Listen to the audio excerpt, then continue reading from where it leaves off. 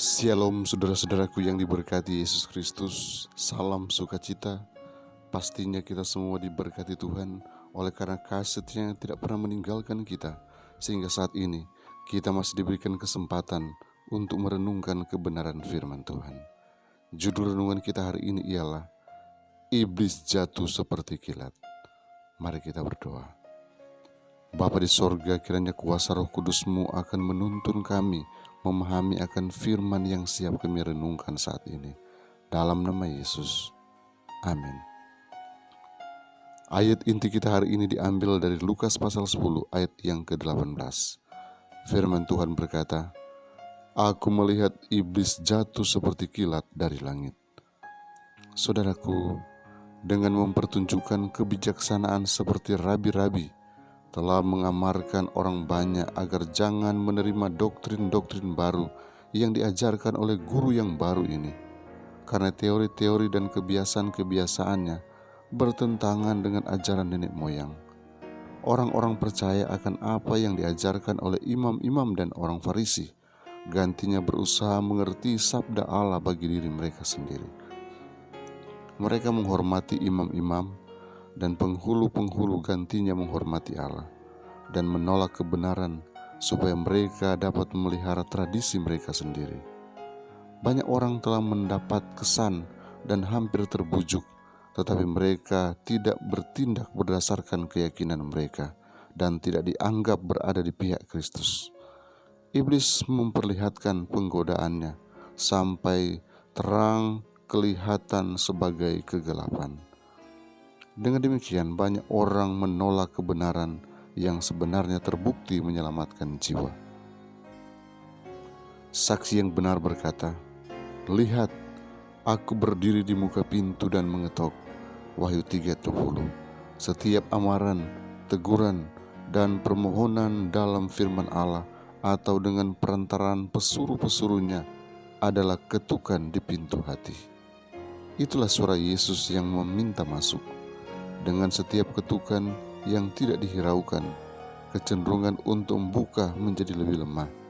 Kesan Roh Kudus jika tidak diindahkan hari ini, tidak akan sama kuatnya besok. Hati menjadi kurang bersedia menerima kesan dan terjerumus ke dalam bahaya, tidak menyadari akan singkatnya hidup di dunia ini, serta masa kekekalan yang akan datang. Hukuman kita pada masa penghukuman tidak akan diakibatkan oleh kenyataan bahwa kita sudah dalam kesalahan, melainkan dalam kenyataan bahwa kita telah melalaikan kesempatan yang diberikan oleh surga untuk mengetahui apakah kebenaran itu. Sebagaimana halnya dengan rasul-rasul, ke-70 murid telah menerima pemberian di luar kodrat alam sebagai suatu meterai bagi tugas mereka.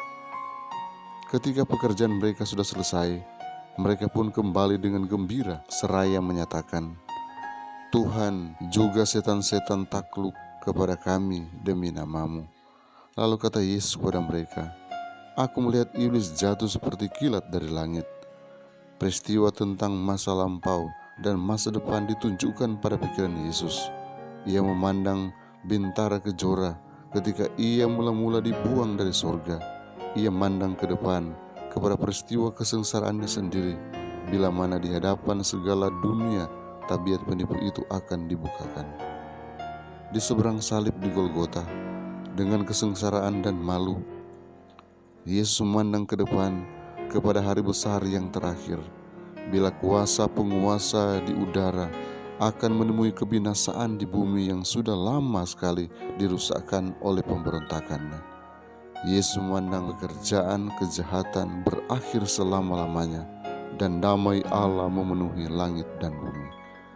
Alfa dan Omega jilid 6 halaman 107 dan 108. Kiranya Tuhan memberkati kita hari ini. Mari kita berdoa.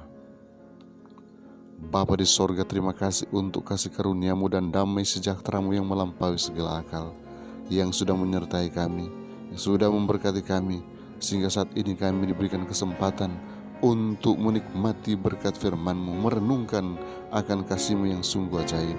Bapa di sorga, biarlah Engkau tuntun kami hari ini. Apapun yang akan kami lakukan, Kami serahkan seutuhnya hidup kami hanya di bawah kendali-Mu, sehingga ada keberhasilan yang kami raih hari ini. Biarlah Engkau berikan kekuatan iman kepada umat-umat Tuhan, anak-anak Tuhan yang sedang bergumul. Berikan kelepasan, berikan jalan keluar, sehingga mereka senantiasa berjalan dalam kehendak-Mu. Terima kasih Tuhan, karena penyertaan-Mu sempurna bagi kami. Karena kami menyerahkan kehidupan kami dan semua rencana kami hanya di dalam nama Yesus Tuhan dan Juru Selamat kami. Amin.